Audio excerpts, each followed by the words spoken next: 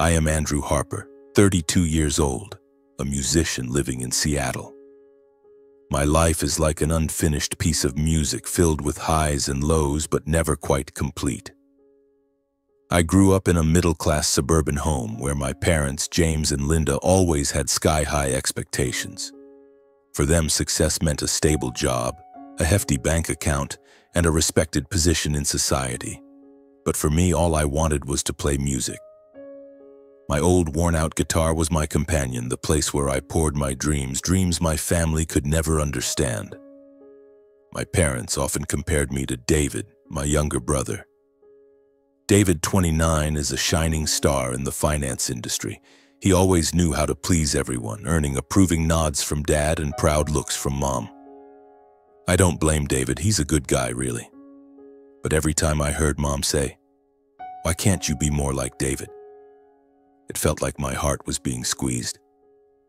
I love music, love the melodies that tell my story, but to my family it's just a pointless hobby. My girlfriend's name is Sarah. She's the bright spot in my life. She's 30, an accountant, living a neat and stable life. Sarah isn't the dreamy type, but she always listens to me, always smiles when I play a new song. "Andrew, you'll make it," she often says, and I believe her. Sarah is the only one who makes me feel like I'm not lost.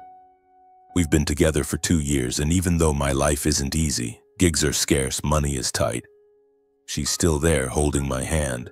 Seattle is a beautiful city, but for me it's full of pressure. I rent a small apartment where the sound of my guitar fills the nights, mingling with the noise of traffic outside. My music career is a struggle. Small bars pay me a few bucks per gig, and record labels don't even bother replying to my emails. Some nights I sit alone, wondering if I'm chasing a dream that doesn't exist. But then Sarah will call, her voice soft over the phone, and I find a reason to keep going. I remember one evening after finishing a gig at a rundown bar. There were only a handful of scattered patrons, and the bar owner paid me $50, less than the cost of gas. I came home exhausted, but Sarah was there, carrying a pizza box and a smile. "You played great," she said, though I knew she was just trying to comfort me. We sat on the couch eating pizza, and I told her about my dream. One day I'd stand on a big stage playing music for thousands of people. Sarah held my hand, her eyes sparkling. "I believe in you, Andrew." In that moment, I felt like I could conquer the world. But deep down, I know things aren't that simple. My parents never stop reminding me that I'm wasting my time. "You're 32, Andrew," my dad said during a family dinner. "It's time you got a real job." My mom was gentler, but her words cut deeper. "Look at David. He knows how to plan for the future." I stayed silent, swallowing the pain along with a bite of steak. David sat across from me, trying to change the subject, but I knew he felt the pressure too. He's the family's pride, while I'm just an ellipsis. Thanksgiving is approaching, and I've decided to bring Sarah home to meet my family. I want them to see that I'm doing okay, that I have an amazing woman by my side. I imagine Mom smiling, Dad nodding, and maybe just once them being proud of me. But I don't know that this trip will change everything. On Thanksgiving, my parents' house in the Seattle suburbs was filled with the aroma of roasted turkey and pumpkin pie. I held Sarah's hand as we walked in, my heart brimming with hope. Sarah wore a light blue dress, her hair tied up, her smile radiant. "Don't worry, Andrew," she whispered as we stood at the door. "They'll like me." I squeezed her hand, trying to believe everything would be okay. Dinner started off cheerfully. David talked about his job, million-dollar deals, and business trips to New York. My dad nodded approvingly, my mom beamed. Sarah joined the conversation, asking David about the finance industry with genuine curiosity. I sat there trying to chime in, but every word I said seemed to be ignored. "Andrew, are you still playing guitar?" my mom asked, but her tone sounded like she was inquiring about a childish hobby. I nodded, forcing a smile. "Yeah, I'm still trying." Sarah placed her hand on mine under the table, a small gesture of comfort. After dinner, I joined Dad and David in the living room to watch TV. Sarah and my mom stayed in the kitchen cleaning up and washing dishes. I thought everything was fine until I passed by the kitchen to grab more wine. The door was slightly ajar, and I heard my mom's voice, low but clear. "Sarah, you're a sweet girl," she said. "But do you really think you're right for Andrew? I mean, Andrew's a good boy, but he doesn't have a clear future." My heart clenched. I stood frozen, barely breathing, listening to every word. Sarah was quiet for a moment, then she spoke, her voice hesitant. "I understand what you mean. Andrew's very passionate, but sometimes I worry." My mom cut in, her voice as sweet as honey. "David's different. He's smart, successful, and he knows how to take care of a woman. A girl like you deserves someone like David. He'd give you a better life. Don't worry about Andrew. He'll be fine." I felt the blood rush to my head. I wanted to barge in, to shout, but my feet were glued to the floor. Sarah didn't say anything else, just murmured vaguely. I turned away, my heart pounding, trying to stay calm. For the rest of the evening, I laughed and talked as if nothing had happened. But a storm was raging in my mind. Sarah still held my hand, still smiled at me, but I couldn't shake the feeling that something was shifting. In the days following Thanksgiving, Sarah started acting differently. She canceled one date, citing a busy work schedule, then another because she was tired. She texted less, and when we did meet, she kept mentioning David. "Did you know David just got promoted?" she said, her eyes lighting up. "He's really talented." I tried to brush it off, telling myself it was just innocent admiration. But then, one evening, I saw her with David. I was on my way to Sarah's favorite coffee shop to surprise her. Through the window, I saw them sitting across from each other, laughing and talking intimately. Sarah touched David's hand and he smiled, a smile I'd never seen on my brother's face. I stood there under the streetlight, feeling like the world was crumbling. I didn't go in, didn't confront them. I just turned around, walked back to my apartment, my guitar on my back, feeling heavier than ever, as if it carried all my pain. That night, I didn't sleep. I sat in my room playing sorrowful melodies, trying to make sense of what was happening. Sarah, the woman I loved, the one I trusted, was wavering. And my family, the people who were supposed to support me, were the ones pushing her away. I felt lonelier than ever, but deep inside, a fire began to burn. I wouldn't let them define me. I would prove I was worthy. I decided to leave Seattle for a place that held more promise. But before I left, I wanted to confront my parents one last time. On a rainy afternoon, I went to their house, my heart heavy. Dad was sitting in his armchair reading the newspaper. Mom was tidying up in the kitchen. "I need to talk," I said, my voice trembling but resolute. I told them what I'd overheard on Thanksgiving, how they'd pushed Sarah toward David. I waited for an apology, a hint of remorse, but my dad only frowned. "Andrew, we just want what's best for the girl, and honestly, David is the better choice." My mom nodded, her eyes cold. "You need to grow up, Andrew. Music isn't a future." I felt my heart shatter, but I didn't cry. I just nodded, turned, and walked out of that house. The rain soaked my jacket, but I didn't care. My resolve to leave Seattle was stronger than ever. This place was full of painful memories I wanted to bury. I decided to move to Austin, Texas. I'd heard it was a music paradise, a place where artists like me could find opportunities. With my guitar, a suitcase of clothes, and $2,000 in savings, I boarded a bus, leaving Seattle behind. As the bus rolled forward, I looked out the window, watching the buildings fade into the rain. I wasn't sure if I was running away or running towards something, but I knew I had to go. Austin greeted me with sweltering heat and the sound of blues music spilling from the streets. I felt the vibrancy here, but it also overwhelmed me. I didn't know anyone, had no connections, nothing but a vague determination. I told myself, I'll make it. I have to make it. I rented a small apartment. It was a musty room with stained walls and a bed that was just an old mattress. The sound of insects outside the window kept me company every night. I had no money to buy new things, no one to share the space with. But I didn't complain. This was my chance to start over. Finding work in Austin was harder than I expected. I went from one bar to another club carrying my demo and a sliver of hope. "We don't need new people," they'd say. Or worse, "What experience do you have?" I wanted to shout that I'd lived for music my whole life, but I just bowed my head, thanked them, and walked out. Each rejection made me feel smaller, but I didn't give up. My savings dwindled quickly. Some days I survived on dry bread and tap water. I checked my phone, hoping for a text from Sarah, a call from Mom. But there was nothing. A while later, I heard that Sarah and David had gotten married. My parents posted pictures of them online, beaming at the wedding. No one asked how I was doing in Texas. No one invited me to the wedding, not even my parents or my brother. It was as if the whole world had forgotten I existed, like I'd been invisible for all 32 years of my life. I sat in my room staring at my guitar, the loneliness pressing on my chest like a boulder. I used to think family was a place to return to, but now I had nothing. One day, when I was close to despair, I saw a job posting at a coffee shop. Soundwave Studio needed an assistant, no experience required. I went straight there, my heart pounding. The manager, Hank, an old man with silver hair, looked at me. "What do you know about music?" he asked. I told him about my gigs in Seattle, about the dream I carried with me. Hank nodded. "Start tomorrow. Pays low, don't complain."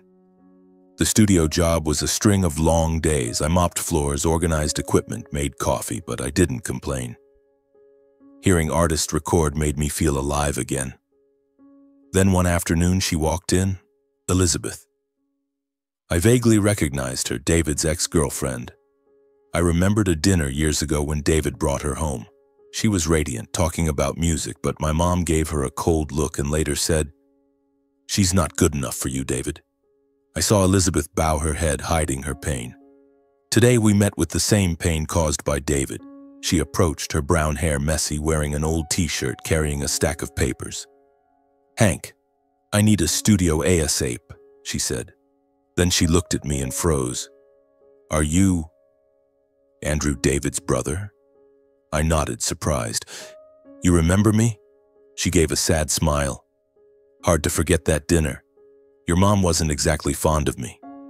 Hank introduced us. "Andrew, this is Elizabeth, music producer. Don't tick her off."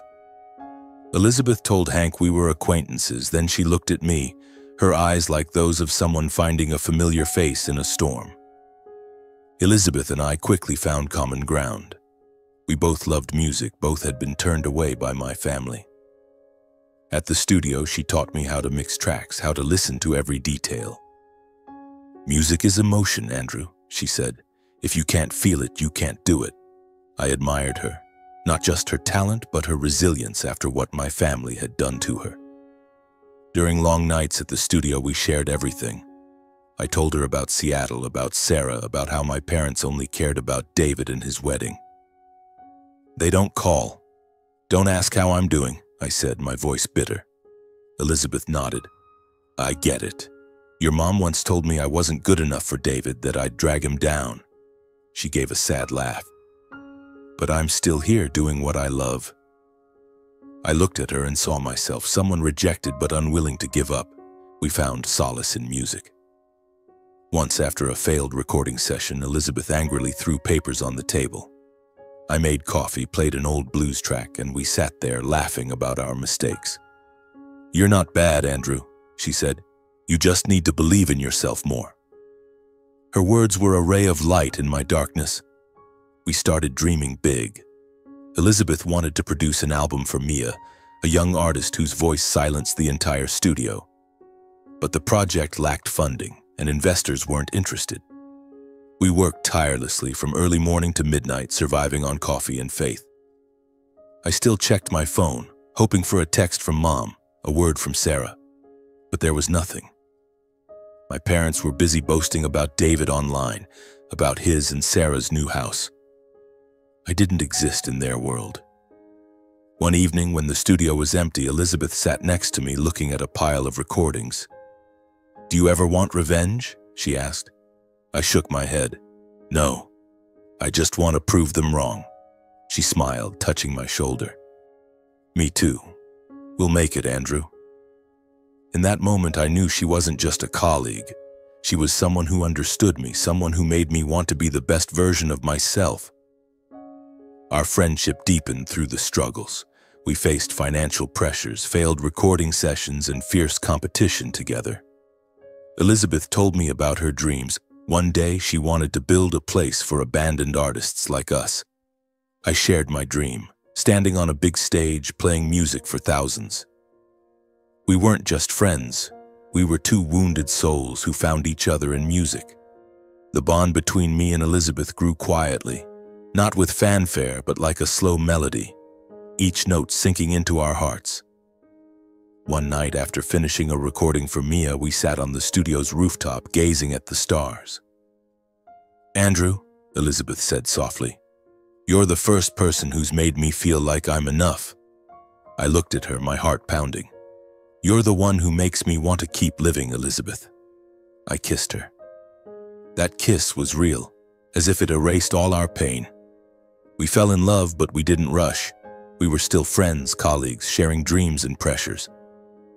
Elizabeth proposed a bold idea, starting a music production company focused on independent artists overlooked by major labels. "We can change this industry," she said, her eyes blazing with passion. I agreed, even though I knew the road ahead would be fraught with challenges.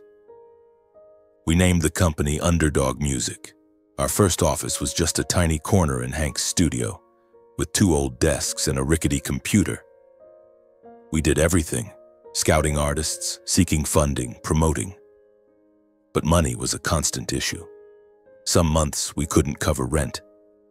Elizabeth sold her old car. I took side gigs at bars. Failures came one after another. A major project fell through when an investor pulled out. An artist left us for a bigger label's promise. Some nights Elizabeth sat alone, her eyes red. "What if we're wrong?" she asked. I took her hand. "We're not wrong. We just need time." Our love was the fire that kept us going. Every morning Elizabeth made coffee, smiling at me. Every night we played music, tossing around crazy ideas. She was the reason I didn't give up, and I knew I was the reason she persevered. I still thought of Sarah, of my parents, but the pain had faded. They were no longer the center of my life. Now Elizabeth was my reason for living. Slowly, Underdog Music made progress. Mia's album caught the attention of a radio station. Another artist cracked the indie charts. We started gaining a small reputation. Elizabeth and I weren't just building a company, we were building a life where we belonged to each other. We knew that though the past had hurt us, it had also brought us together. Every morning I woke up next to Elizabeth, the smell of coffee wafting from our small Austin kitchen. She stood there, hair tied up, softly humming a blues tune. I smiled, feeling luckier than ever. Underdog Music, our dream, was growing day by day, but the path to success was far from easy. The first months with Underdog Music were a battle. We worked non-stop from dawn to midnight in the cramped office at Soundwave Studio. Mia's album, Our Labor of Love, was finally complete, but getting it to the public was a challenge. We sent recordings to radio stations, music platforms, even knocked on doors of Austin bars. Most rejected us. "Too new," they said. "Not commercial enough." Some nights, Elizabeth and I sat across from each other, staring at a bank account nearing zero, wondering if we were chasing a pipe dream. But then, a local radio station noticed Mia. They played her lead single, Broken Wings, and overnight our phones wouldn't stop ringing. Listeners requested the song relentlessly. Streaming platforms added Broken Wings to their playlists. Mia, the young girl who once trembled in the studio, became a sensation. A small article in the Austin Chronicle called her Indie's new gem, and Underdog Music was mentioned as quiet pioneers. Doors began to open. Independent artists sought us out, young, talented people ignored by major labels. We signed a folk band, a street rapper, and a jazz singer with a voice like smoke. Each project was a gamble, but Elizabeth and I believed in them just as we believed in each other. We worked like mad, producing, promoting, even designing album covers to save costs. Some days I fell asleep at my desk. Elizabeth typed until her hands shook. But we didn't stop. A year later, Underdog Music moved from the corner of Hank's studio to our own office. Still small, but ours. We hung old artist posters on the walls and placed my guitar in the corner as a reminder of our journey. A national music magazine wrote about us, calling Underdog Music a fresh breeze in the industry. They interviewed Elizabeth and me, asking about our secret to success. Elizabeth laughed, squeezing my hand under the table. "We just do what we love with people we believe in," she said. I nodded, but inside I knew the truth. Our success was built on scars, on rejections, on lonely Texas nights when no one checked on me. We expanded to other cities, Dallas, Nashville, even Los Angeles. Underdog Music signed dozens of artists, and their albums climbed the indie charts. A song we produced was nominated for a Grammy in the Best New Artist category. On the night of the nomination announcement, Elizabeth and I sat in our apartment, hugging and shouting like kids. "We did it, Andrew!" she cheered, her eyes sparkling. I kissed her, feeling that every past hardship was worth it. But success didn't erase the past. I still thought about Sarah, my parents, David. I no longer checked my phone waiting for their messages, but I knew they were living their lives in Seattle. Part of me wanted them to see me now, not to boast, but to show them I'd overcome what they thought I couldn't. Elizabeth sensed it. "One day we'll face them," she said, her voice soft but firm. "Not for revenge, but for closure." I nodded, knowing she was right. Underdog Music is now a name that carries weight. We moved to a larger headquarters with modern studios and a small, dedicated team. The media praises us for our humane approach, for giving overlooked artists a chance. But for me, the greatest success is Elizabeth, the woman who stood by me through every struggle, who made me believe I was worthy of love, of dreaming. One morning, as Elizabeth and I were preparing for a major music event in Austin, a concert showcasing our new artists, Elizabeth proposed a bold idea. "We should invite your family," she said, looking straight into my eyes. "David, Sarah, your parents. Not for revenge, but to close the past." I was stunned. The thought of facing them made my heart race, but I knew she was right. I'd been running for too long. If I wanted to truly move forward, I needed to look straight at the people who had hurt me. I nodded, though my heart was heavy with anxiety. Elizabeth took my hand. "We'll do this together, Andrew." I sent invitations to my parents, David and Sarah, along with a brief note. "Underdog Music is hosting a music event in Austin. I hope you can come." I didn't expect a reply, didn't hope they'd show up. But a week later, Mom called. "Andrew," she said, her voice hesitant, "we'll be there. David and Sarah, too." I hung up, feeling both relieved and tense. They were coming, and I wasn't sure if I was ready. The day of the event arrived like a gust of wind. The Austin Grand Theater was awash in lights and music. Hundreds of audience members, journalists, and sponsors filled the venue. Elizabeth and I stood backstage, checking everything. She wore a simple black dress, her hair loose, beautiful like a melody. "You okay?" she asked, touching my arm. I nodded, though my heart was pounding. "As long as I have you, I'm okay." The concert began. Mia took the stage first, her voice ringing out, captivating the crowd. Other artists followed, each bringing a story, a dream that Underdog Music had helped make real. I stood in the wings, watching the audience applaud, and felt proud. This was my world, the world Elizabeth and I had built from broken pieces. Then I saw them. My parents, David and Sarah, seated in the guest section. Dad was in a suit. Mom wore pearl earrings, but their eyes couldn't hide their surprise. David, in business attire, looked more tired than I remembered. Sarah sat beside him, her red dress striking, but her smile was forced. I took a deep breath, trying to stay calm. Elizabeth squeezed my hand. "We've got this," she whispered. After the performances, Elizabeth and I stepped onto the stage to speak. The crowd cheered as we appeared. I looked down and saw my parents, David and Sarah. Their eyes met mine, and for a moment I felt like the 32-year-old boy they'd once rejected. But then I looked at Elizabeth, and I knew I wasn't that person anymore. Underdog Music isn't just a company, I said, my voice clear. It's a home for those who've been discarded, told they're not good enough. We're here to prove them wrong. Elizabeth continued, sharing our journey, how we turned dreams into reality.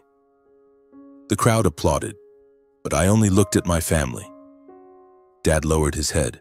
Mom pursed her lips. David and Sarah stayed silent. After the event, they approached us in the reception area. Mom spoke first, her voice trembling. "Andrew, you did so well." Dad nodded, but his eyes avoided mine. David stepped forward, extending his hand. "Congratulations, bro," he said, but his voice lacked energy. Sarah stood behind, silent, looking at me with eyes I couldn't read.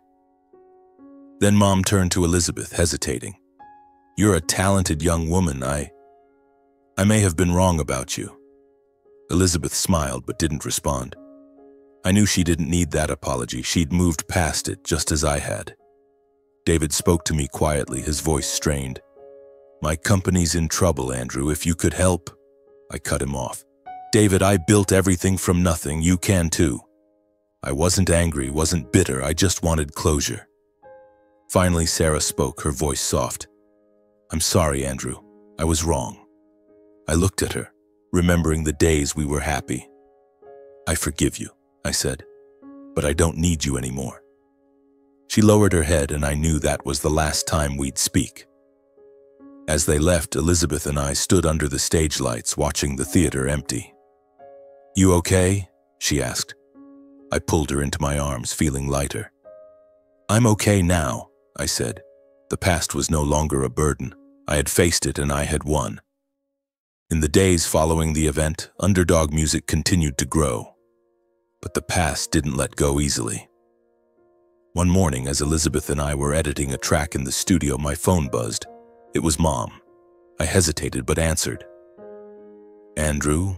Her voice trembled, lacking its usual confidence. "David, he's in big trouble. His company is on the verge of bankruptcy. He and Sarah are fighting constantly. Can you help your brother?" I fell silent, feeling as if I were being pulled back to those days in Seattle when Mom only talked about David, when she told me to be realistic. I thought of David at the concert, his tired eyes, and Sarah with her forced smile. I'd heard from an old friend that their marriage was fracturing. Sarah was no longer the cheerful girl I once loved. She complained about financial pressures, about David's unfulfilled expectations.